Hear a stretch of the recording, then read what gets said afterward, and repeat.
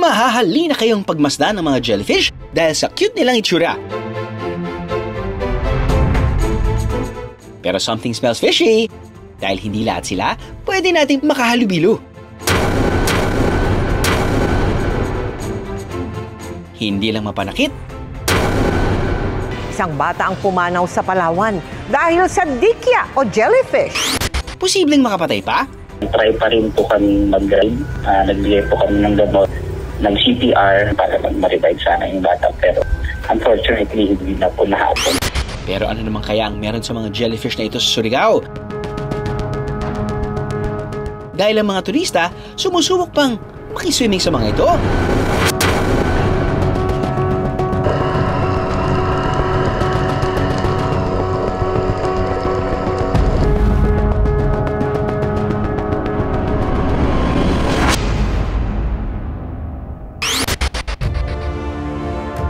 Isa sa pinakamagagandang marine creature ang mga jellyfish. Tinatawag din silang dancing sea fairies dahil sa kanilang graceful na paggalaw sa ilalim ng tubig. Pero sasamahan niyo pa rin ba silang sumayaw kung ang taglay nilang ganda? May nakakatakot na kamandag pala. Ang kaahan nating freediver na si Nada, isa raw sa mga nasting na ng jellyfish. Magsispearfishing sana si Nada nang imbis na isda, jellyfish ang sumalubong sa kanya. Ang insidente, nag-iwan ng mapupulang pantal sa kanyang mukha. Despite the name, ang mga jellyfish ay hindi isda, kundi mga invertebrates o yung mga hayop na walang backbone. Wala rin silang brain at heart. Meron silang jelly-like na katawan na hugis bell o payong. At dito nakakabit ang kanilang tentacles. Kung scyphozoans or the true jellyfish, pwede silang kumain ng microscopic na animals or zooplankton. Tapos, kung box jellyfish naman, na kabilang sa class Cubozoa, ginagamit nila ang kanilang mahabang tentacles o galamay para manghuli ng malalaking prey tulad ng isda. Matatagpuan sila sa karagatan sa angmang parte ng mundo. At madalas, makikita rin sila sa coastlines. Ang mga tentacles nila armed with tiny stinging cells called cnidocyte. Ang mga cnidocytes na ito ay naglalabas ng nematocyst o maliliit na stingers na nagdadala ng venom. So, dalawa ang purpose or main functions ng tentacles nila. Una ay para mahuli nila yung kanilang pagkain. At pangalawa naman ay para depensahan nila ang kanilang sarili. Ang box jellyfish o salabay kung tawagin sa atin, ang isa raw sa pinakamakamandag na uri ng jellyfish. Matindi ang envenomation o stings ng mga box jellyfish. Pwedeng ma-hospital ka or pwede din makapagdulot ng pagkamatay. Kung may ibang jellyfish na talagang mag-iiwan ng masasakit na marka kung madikit sa atin. What if, sabihin ko sa inyo, na merong lugar sa Pilipinas kung saan makakasama nyo pang lumangoy ang quote-unquote stingless jellyfish. Dito sa Sohoton Cove National Park, ang mga jellyfish, chummy-chummy sa mga turista.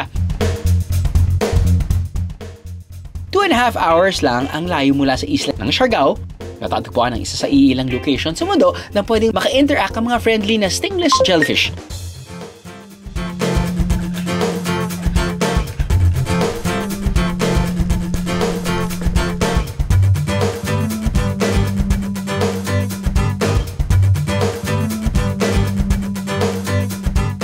Isa sa mga nakiswim na sa mga dikya rito ang vlogger na si Jared Azul, kasama ang wife niyang si Rachel na dumayo para mula Legazpi, Albay. Pumunta kami sa Siargao last year, April 2023.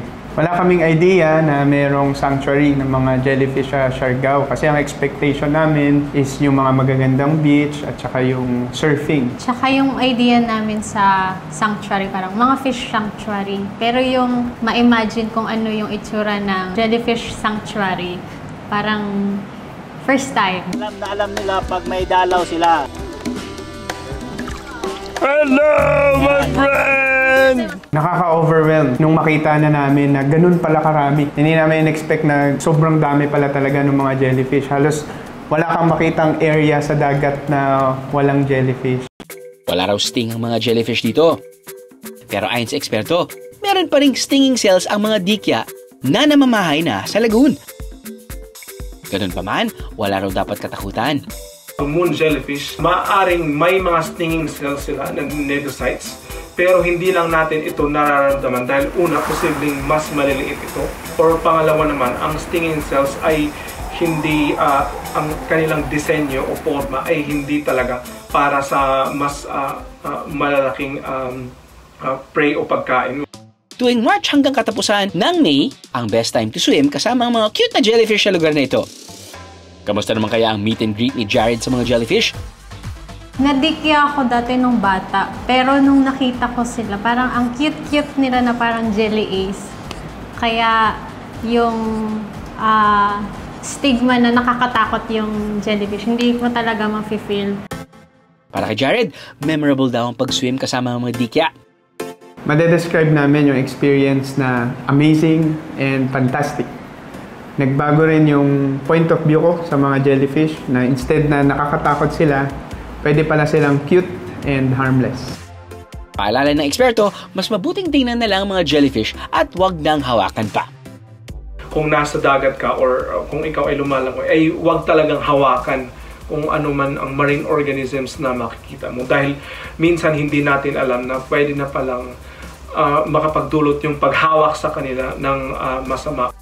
Meron din kasi silang papel na ginagampanan sa sistema ng buhay sa ilalim ng dagat.